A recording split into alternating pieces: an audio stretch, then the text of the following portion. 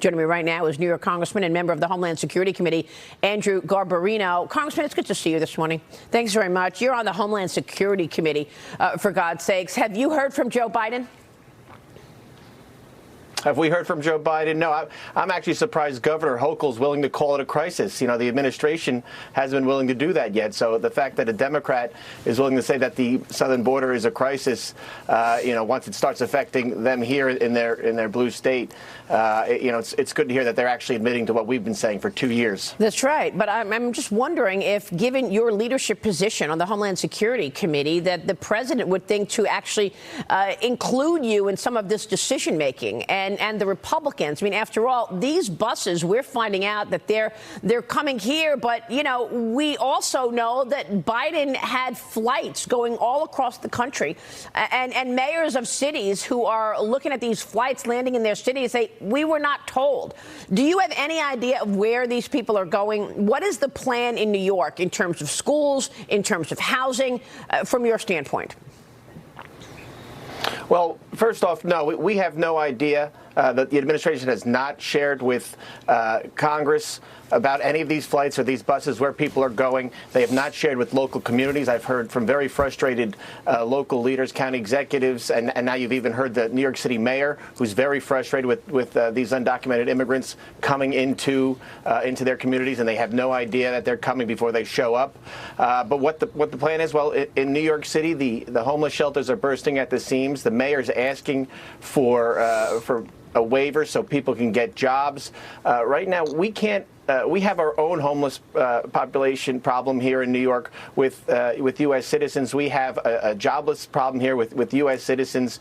We are trying to deal with coming out of this pandemic in New York and get everything back up and running. And this is just adding to the problem. And our local communities, our local school districts, they can't afford or supply the help that's needed to help these undocumented immigrants that are being sent here. So disturbing. Now some Republicans are calling to impeach Homeland Security Secretary Alejandro Mayorkas after it was revealed and proven that he was told that there was no whipping of any Haitian migrants by Border Patrol agents last September.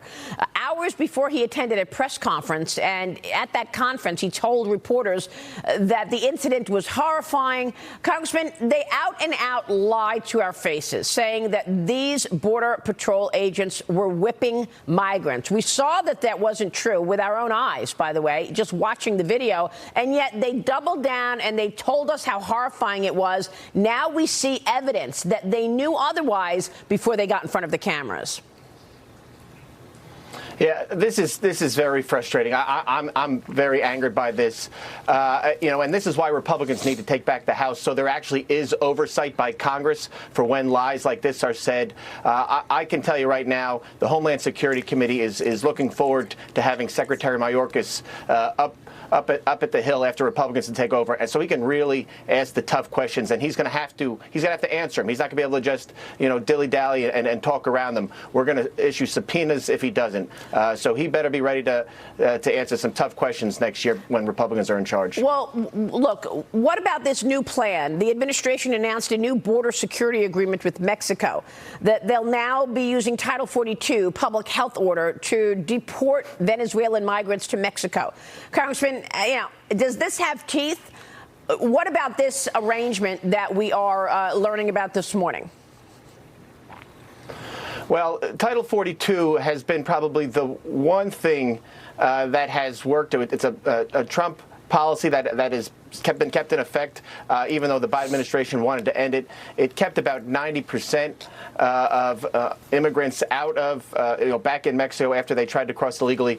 The fact that Venezuela has now been added to the list of countries that can be sent back to Mexico, with the influx of migrants coming directly from Venezuela, it's a good thing. I'm happy that the administration is finally moving on it. Yeah. But this is something, a policy Republicans have said for 2 years has worked.